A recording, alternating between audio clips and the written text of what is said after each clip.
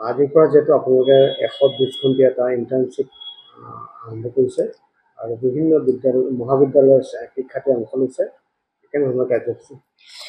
নমস্কাৰ।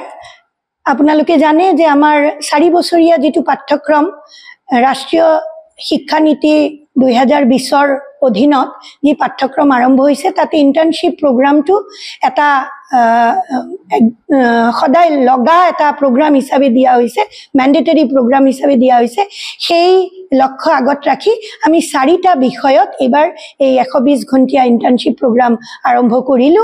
তাৰ ভিতৰত এই বিন্দু কেটা হ'ল, প্ৰথম যেটো বিন্দু এটো ভাষাৰ বিষয়ত হ'ব, দ্বিতীয় বিন্দুটো আছে আমাৰ যেটো সাংস্কৃতিক পৰ্যটন সেই বিষয়ত হ'ব, তৃতীয় বিন্দুত আছে আমাৰ গ্ৰন্থাগাৰ ব্যৱস্থাপনা আৰু চতুৰ্থ বিন্দুত আছে আমাৰ অভিধান প্ৰণয়নৰ কৌশল।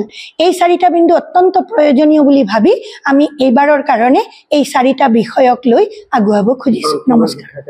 আমাৰ 40 জন শিক্ষাৰ্থী ইতিমধ্যে আহিছে আৰু আমি এই 40 জনক লৈয়ে এইবাৰৰ এই প্ৰগ্ৰামটো আমি শেষ কৰিম।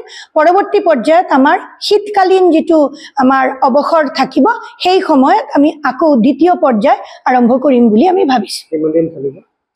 আমাৰ 120 ঘণ্টীয়া যেহেতু গতিকে এইটো 6 ঘণ্টা আমাৰ প্ৰতিদিন 6 ঘণ্টাকে হ'ব ক্লাছ, মাজতে আহাৰ বিৰতি থাকিব আৰু চাহৰ বিৰতি থাকিব।